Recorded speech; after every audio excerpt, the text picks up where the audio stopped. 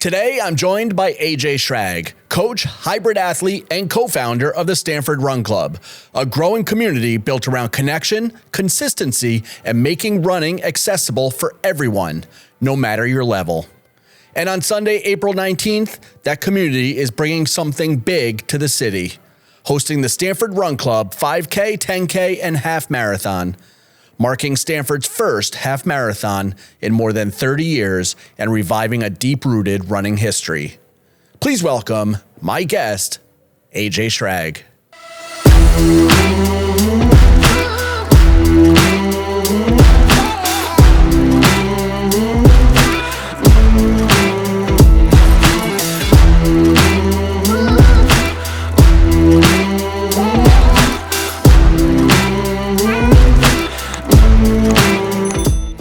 Hey, Stamford is your number one resource for all things local.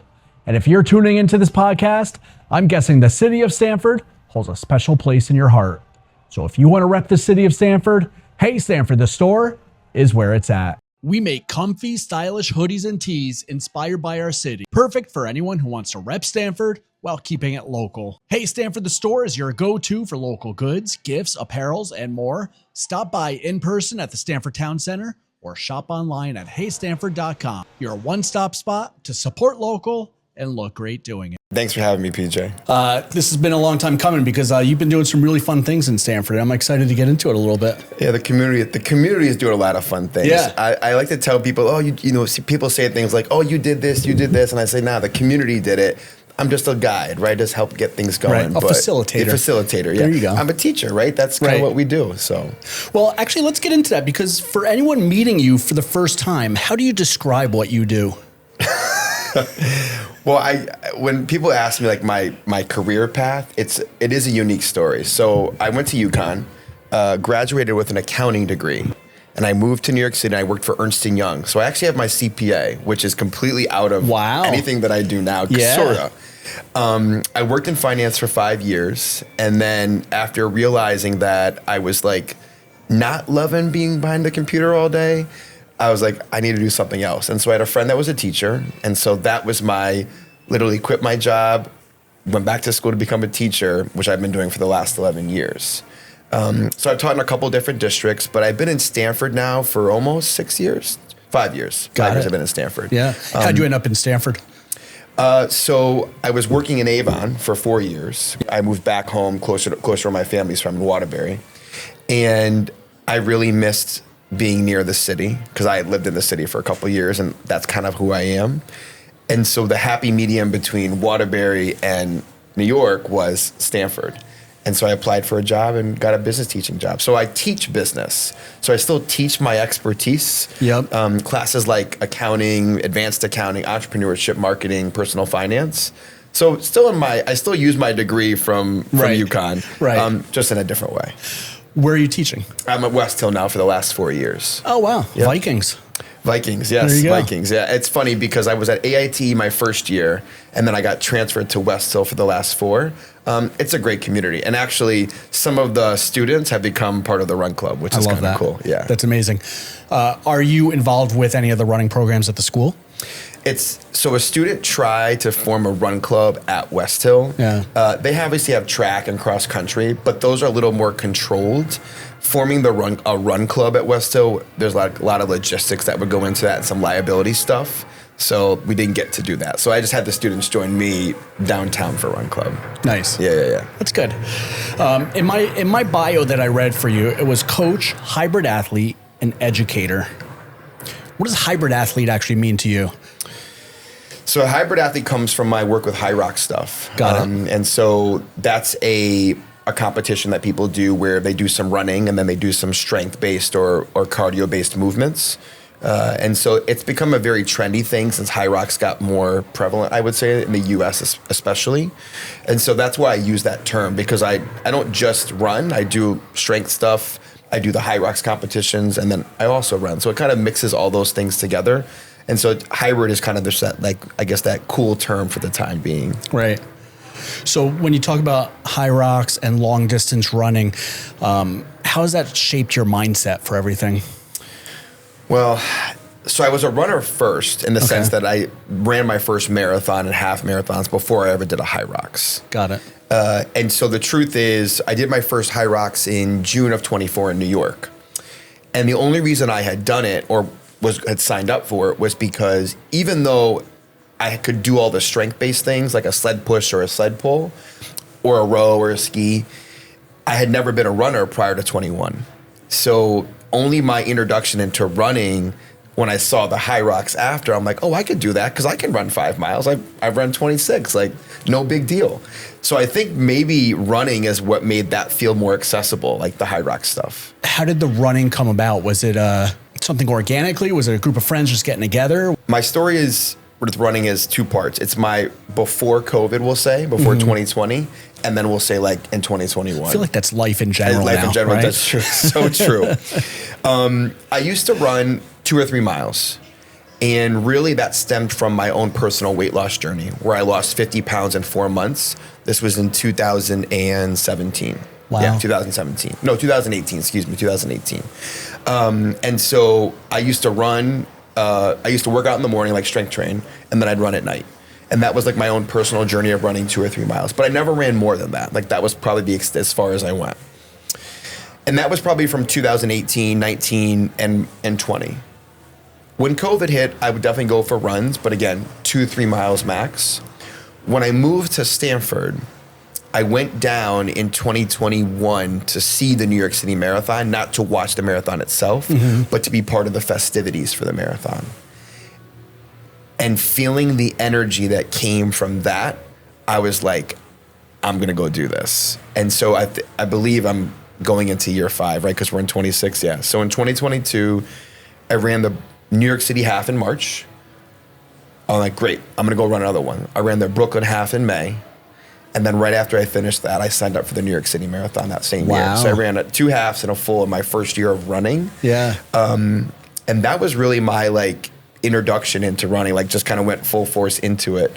There was a lot of community stuff. I definitely have been searching for more community-based things, and being in New York City, seeing the energy around that, and then experiencing it at those 3 races, I was like, oh, there's something here. I played a lot of basketball growing up, so that was my community for most of my life. When I moved to Stanford, I played a little bit, but I kind of like had moved on from that, I guess. So I was searching for something new, and I guess I found the running community. That's amazing. Yeah. And you certainly did find a running community. Let's talk about the Stamford Run Club for a little bit. There's 4 of you co-founders. Yep. How did this all come about? So I've been a group fitness instructor at Lifetime for almost 3 years. And I believe I started in 23, and it was in June of 24 that the Run Club started. But I had been getting pressure for a few months from Lifetime members to start a run club. And I think it was because they saw me run the New York City half in 24 and then the Brooklyn half in May, that they're like, oh, we should do running. And run clubs were getting big at this time too.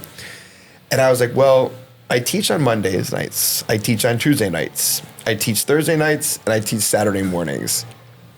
I don't really have a lot of days here. So Fridays were out because Friday is just the day that we're not going to do something. So it was either Wednesdays or Sundays. And after like probably a month of them nudging me a little harder, I caved and said, all right, let's try Wednesday nights. And so literally, by the way, don't have a creative bone in my body. So our first logo was not the logo we have now. That's Jasmine and the team. Like they've done an amazing job with all of our merch and all that stuff. But I created this stupid logo that was not good. I put a Google form out and I said, all right, if you want to join the Stamford Run Club, and that's all I named it. It was like not original at all. Signed on this Google form. So 40 people signed up, and this was like, I don't know, June 20th or something. And I said, all right, we're going to meet the following Wednesday. So it was up there for 2 weeks, or it was up there for a week. Following Wednesday, 30 people showed up. And I led us on a group run to Harbor Point and back. Like that was it. Like just, kind of a random route that I knew we could do that I thought was relatively, easy for a first time. I guess the rest is history, but not really, because we're still doing it. After that first week, McKenna and Jasmine and Emily, we all kind of came together and said, all right, if we're going to do something with this, we need a structure, we need a team, right? We need to like form a plan. I don't think I don't, at least for me, I'll speak for myself. I don't think I had a vision that first week.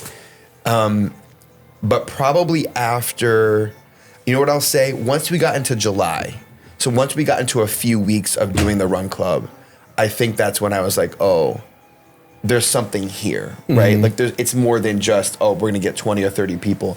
I feel like that fourth or fifth week, there might have been 70 or 80 people that showed up. Wow. Yeah, and that's when I think I realized, and probably the team realized, we're like, oh, this could be something more. This is something, yeah. right? Yeah. And it truly has become a community because you guys run, but then you support local businesses. There's a large group of you that just get together and, you know, it's the after run festivities, things like that really support the community too. Absolutely. And we have some great community partners. Like that's like the number one thing that I pushed on the group and everybody kind of agreed was that if we're going to do this, it needs to be a Stanford-based thing where we support Stanford. And, right. you know, as we're going to talk about with that race, like that's our main goal. So right. To put Stanford on the map. Right. The way that it's grown and now you had the 5K and the weekly runs just get larger and larger. Who is the run club for? Is it beginners? Is it for folks that have been running for a long time? Who do you attract in this group? When we first started, we definitely only had one group those first few weeks. And then I think I quickly realized, oh, we need two groups. Because you got some people that kind of want to take off, right? And you got some people that are just learning how to run, right? And they just want to be part of something. So I think we had two groups probably for, I'm going to say a month, maybe two. And then we added a third group. And so the groups for a while were the run group. This is like our longest distance. Got it. People that we're going to say are a little more serious runners, right? Who've been running for a while maybe. We have our run jog group, which is usually broken up into two groups actually, like pace set. Then we have our run walk group. So this is a group that jogs a little bit and then we walk a little bit. And we had those 3 or 4 groups for a while. And then credit to City Girls Who Walk, because we did an event with them very early on, maybe 3 months in. And they're a walking group. And right after we did that event with them, we're like, we need a walk group. And so now we have all 4. So we have a run group, a run jog group, a run walk group, and a walk group. And so when you ask the question, who's it for? It's for anybody. And we want that to be the case. We want it to feel inclusive. We don't want you to feel like you can't keep up. Like there's a group and a pace for everybody. I was going to say, for someone that might feel intimidated about showing up on a Wednesday night, what would you say to someone like that? Well, first of all, I'd tell them to show up. I'd tell them to definitely come. That's step one, right? That's step one. Yeah. And honestly, like I think, I'll say this, I think we do a really good job of making sure everybody feels included. Like it's my corny thing that I do at the beginning, but I say, okay, who are our first time runners? We put our hands up. We all clap for our first time runners because we want them to know that they're welcome and that there's a space for them. And especially when it gets nicer, it's definitely hard in the winter. Right. And credit to all the first timers that came in the winter because I was like, you guys are brave to be here when it's cold, not the best weather. But in the summer, like we're able to be outside, like, you know, when we end up at like a Tiernan's, you can grab something to drink and like hang out outside like at one of the tables or chairs. We've done things where we've ended like up on Bedford Street. And again, you can kind of socialize. And so I truly think that, especially for a first timer, you'll find some people to connect with always. Is each run at a different location?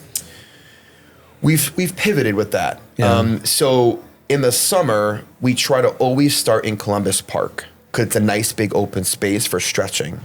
And then we try to end somewhere different. So we've ended at Lifetime Cafe, we've ended at Fresh & Co., we've ended at Winfield. We're gonna end some runs at Massa now as well. So we tried to pick different places sort of end the run to sort of celebrate our sponsors, especially and the people that support the run club. You know, as you were coming on today, I was thinking that I haven't run since elementary school field day, the 50-yard dash, which I think I did pretty well in there. Okay. But when you announced the race this year, I was like, I think I'm going to go. I think I'm going to enter.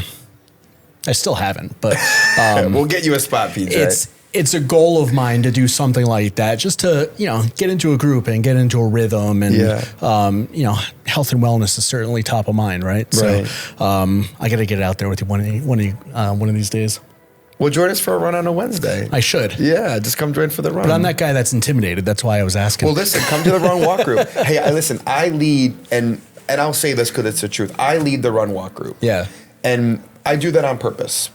People know that I'm a marathon runner. They know that I've run New York and Boston and Chicago. So like I've run some pretty big races. I purposely lead that group to show people that I'm a great runner. I like to say that about myself. Right. But I'm in the run walk group. Like just because I can run fast doesn't mean I have to run fast every day, right? So I'm in the run walk group. We joke, we talk. I make bad jokes, but it's a great group. How have you seen the community grow since you began? Talk to me again about those numbers on a weekly basis. Who are you seeing showing up? Yeah, so I think when we first started, it was definitely Lifetime dominant, right? Because that was kind of the group that pushed. I would say after 3 or 4 weeks, it was a good mix, and now it's everybody. I mean, we have people come from Katona, New York. We have people come from Fairfield and Bridgeport to come run with us on Wednesdays. Wow. So we're definitely pulling lots of different people from different parts of even the city and the state, and then next door to us in New York. And yeah, I mean, the winter runs this year, 30, 35-ish, which is pretty good because last year I think we were in like 20. Mm-hmm. But the summer runs, I mean, we did have a run last year, and this is actually why we pivoted to Columbus. We had a run at Lifetime last year that I think had like 110 people. And we took over the sidewalk, and I was like, okay, we got to get out of here. Like this, we can't do this anymore. So I was like, let's go to Columbus Park. That's where we'll start and stretch. When we've had like collaborations with CT Run Co. and they brought like an activation sponsor. So like they brought Nike one time and they had us test their Nike shoes. We had like 100 people for that too. So that was another like big run. But on average, it's anywhere from like 70 to 90, like on a good summer day. Even during the winter, I think I was coming out of a restaurant one night, I think, and all of a sudden, here comes a run club coming down Bedford Street, and there was a large group of you guys. Yep. I think you were coming out of New York Bites that day, right? I think I might have. Yep, I remember it, yep. I think I waved to you as I was running by. Right. Yeah, we had a couple winter, I'll be honest, this is actually a bad winter for us. We had to cancel more runs this year than we've canceled them previously, in the last 2 years, I guess, just a lot of snow, a lot of ice. Right. But we did have a couple, and there was definitely like, I think it was that one night, it was like, might have been December, January, where it was a pretty decent night. Right. And like, yeah, we had like 40 or 50 people show, which was great. Yeah. What a great community. It is. Now, a lot of people don't realize this, but Stamford has a little history with long distance running. Mm-hmm. And we've talked about this a little bit, but the first North American marathon started right here in Stamford. It did. How cool is that? It's like the coolest thing ever. It's like my favorite story to tell. It's amazing. Credit to Bruce, my friend Bruce, who found the history. So it was the year after it was running, a marathon that was run in Greece, I believe. It was the year after, so 1896. And I always forget, I think it's April that they ran it. The New York Knickerbocker Club brought, 30 or 40 runners from New York. They started at where the Stamford sign is now in downtown. They ran down Washington. They turned right onto Richmond Hill, which is the street after Tresser that kind of goes up towards Route 1. Up that hill, connected to Route 1, and then they ran Old Boston Post Road all the way to the Bronx. That is so cool. We looked at like the writing or like the newspaper articles, and it talked about like the road quality. Yeah, they definitely didn't have good shoes back then. That's number one. So there must have been a ton of blisters and like broken up toes and feet and probably some lost toenails like, in that run. But to think like that was the first marathon ever, and it started right here. It's such a cool, and I like saying it because everybody says, well, Boston was first. No. Maybe 26.2, but the first marathon actually started in Stamford. That's such an amazing story. A nice little piece of lore right here. Now, you ran that route or close to it recently, right? Yeah, we tracked. So we went to, the Historical Society, that's right. And they pulled up all these old maps. And so we tracked, that's how we figured out it was Richmond Hill, because I think it was named something else when they ran it. Because they didn't have a map from that specific year. I think it was like 2 years before. We traced the route. Figured out where they ran it, and we ran 24 or 25 miles, whatever it was, all the way to, it's now, it's called the it's called the Williamsbridge Oval now. Okay. Back then it was called the Columbia Oval, which is like a track or like a stadium. Yeah, and we ran that. It was an okay day. It started to rain at the end, which wasn't great. And a couple people from the run club ran it as well, so that was kind of cool to kind of do it together. And actually, one of our members, John, he had never run longer than like 11 miles, and he goes, "I'm going to tag along for this." So he ran like basically his first marathon with us. That's so cool. Which is awesome. Nice. Yeah. I remember in the early 90s, maybe, there was another marathon. It was short-lived. It was a couple of years, but it was short-lived here in Stamford. I remember them running by the house. I think it was multiple loops around the city, perhaps maybe. I think it was Chapin to North Stamfordish area, but a couple loops. Yep. And that was short-lived. And then that was it for a while. Yeah. Which brings us to some big news that you guys announced recently. Yes. Tell us a little bit about this. So on Sunday, April 19th, Stamford will have its first half marathon in over 30 years. And I mean, I get a little emotional thinking about it because I do think about where this run club started. And actually, you were at our first unofficial race in front of Winfield. I don't know if you remember that. I remember that, yeah. Yep, and so we had 100 runners for that unofficial 5K. That was very makeshift, and we just tried to figure out how to make it feel good, right? We had T-shirts. We didn't have medals yet. And then we ran our second one in April of the following year, which was another 5K. And we had 200 runners. And then last year we did the 5K, 10K, which had 400 runners. And then this year, I mean, you know, we're doing this now. We have 850 runners signed up already, targeting for just over 1,000, hopefully.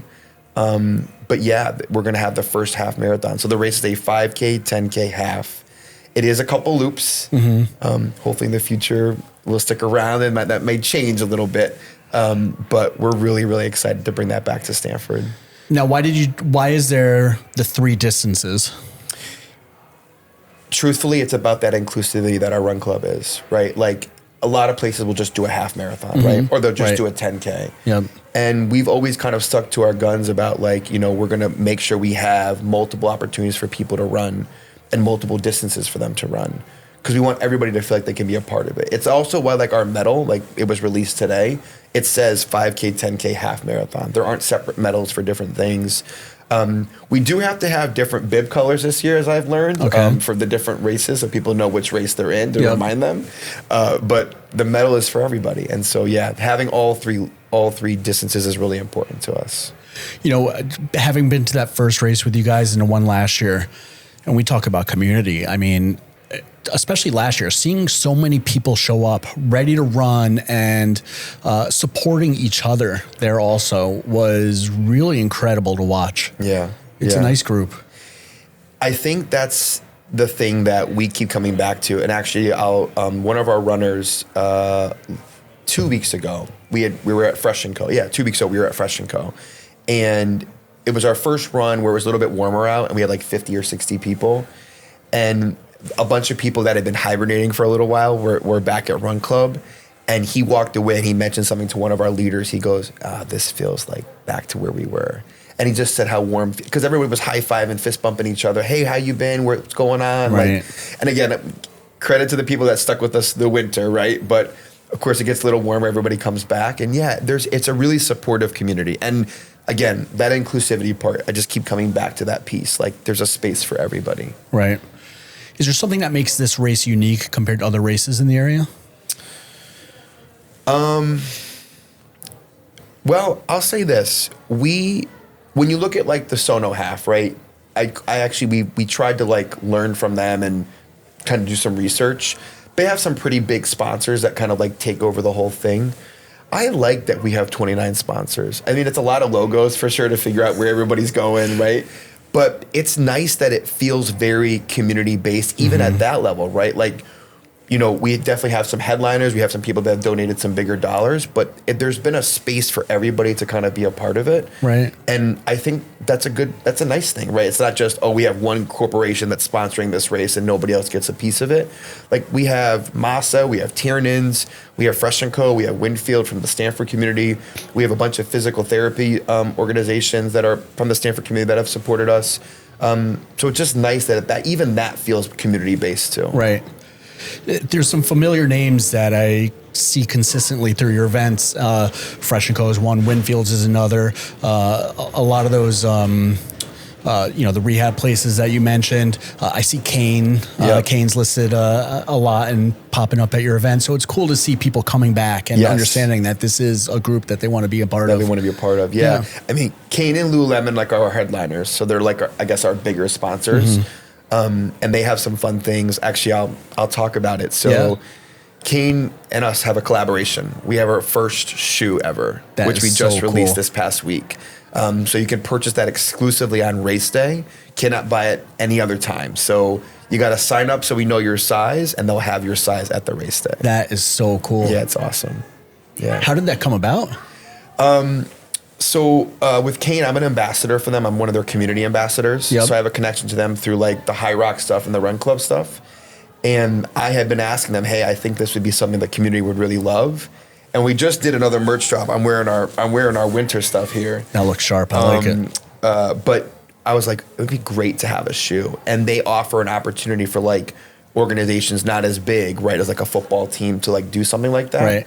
So we took one of their already shoes, and then our logo is going to be on the back of it. I love that. Awesome. That's amazing. It's so cool. To think about that first run just with the Lifetime people now to having your own shoes. Having your own Kane shoe. Amazing. I know. And again, it wasn't like we didn't think, okay, we're going to do this and then we're going to do this. It just kind of organically has formed. And I just think, again, it's a community thing, right? I keep coming back to this idea that it's great if McKenna and AJ and Jasmine and Emily want to run club, right? But if there's no group to serve, right, then it doesn't mean anything. And so it's the community that has really built these things. You know, we're going to have Red Bull at this event, which is awesome. We're going to have Hyperice with their Normatec boots at this event. Like, again, that's the community saying we want to be part of something. And it's those organizations saying we want to be a part of it too.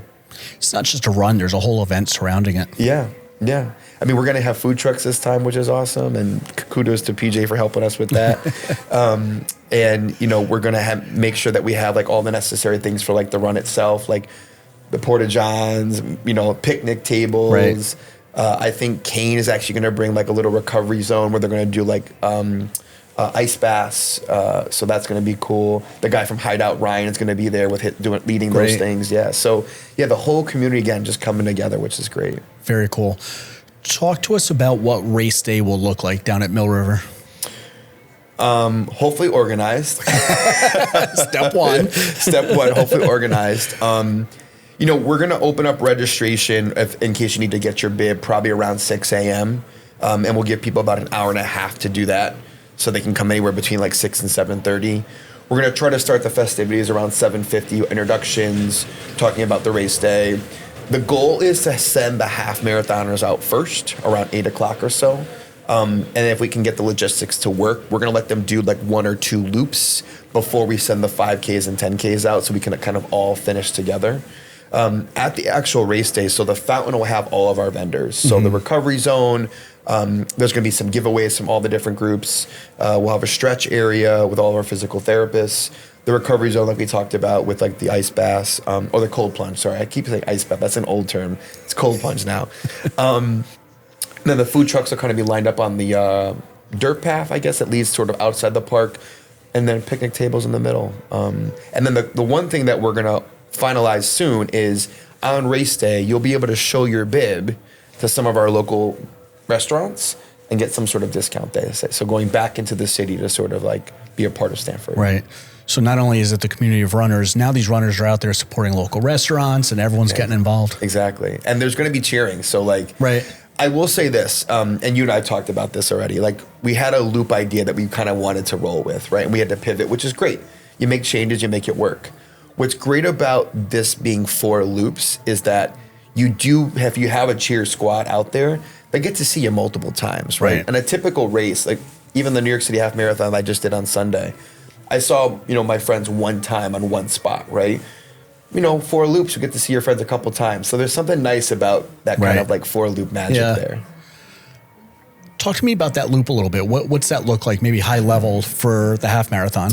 So the half marathon and the 5K and 10K are pretty much exactly the same loop.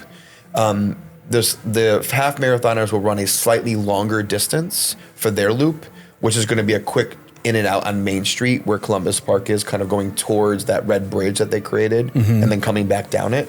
But otherwise, the loop is the same. So going all the way up Washington on the road, going into Scalzi Park, you're going to hover on the inside of the park, going towards that Greenway path. Come back down the Greenway. There's a couple in and outs there as well to kind of add up the distance. And then you're going to run along the backside of Mill River, going towards Tresser, up Washington, and then right back to the start. How many times have you run this loop yourself? So last year, we did not have, so also it's officially measured. I want to make sure it's officially measured this year. So it's going to be the right distance for sure. So full disclosure, our first 5K might have been a little short. And I'll own that because I'm in charge of the distance and the route stuff. And we had a little miscommunication with a direction runners were supposed to go. So that made it a little short.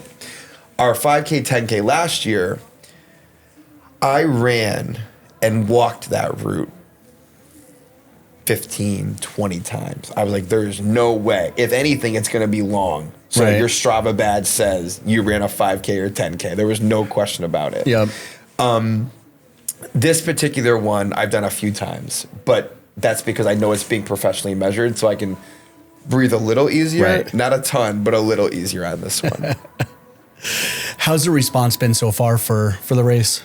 I mean, like I said, we have 850 signups. We had to add a few more spots because we wanted to make sure people had space to sign up prior to race day.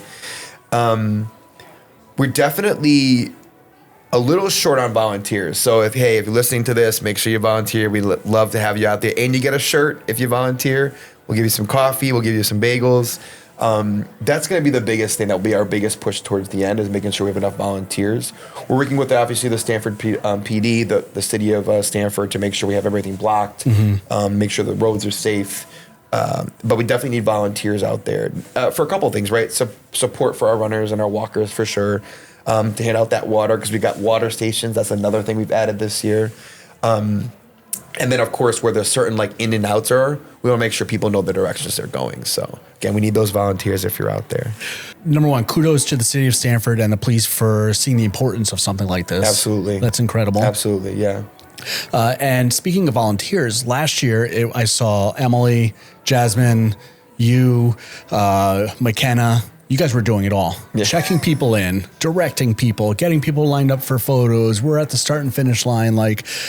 So volunteers would help a long way this year, I would imagine, as it continues to grow. 1,000%. And we actually had 30 volunteers last year, which was great.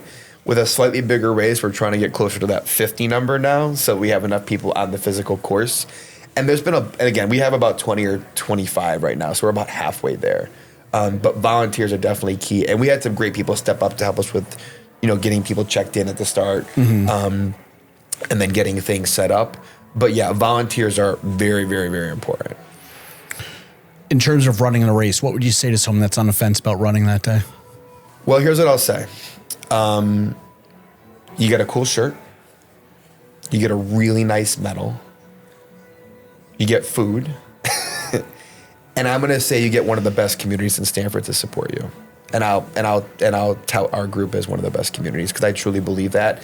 And I think that once you feel that energy one time, you'll be back every Wednesday. Anything else about the run that you want to highlight? I hope it's not our last. I truly, you asked me at the start of this, did we have a vision for the Run Club when we first started? And the answer was probably no. But now I think we do. And I think we have a purpose. And I think we see value in making this grow even more and supporting the Stamford community, not just the people, right? The businesses, the city of Stamford. I think our job is to serve all those groups. And we have a vision now of where this can lead. And we want to see it get there.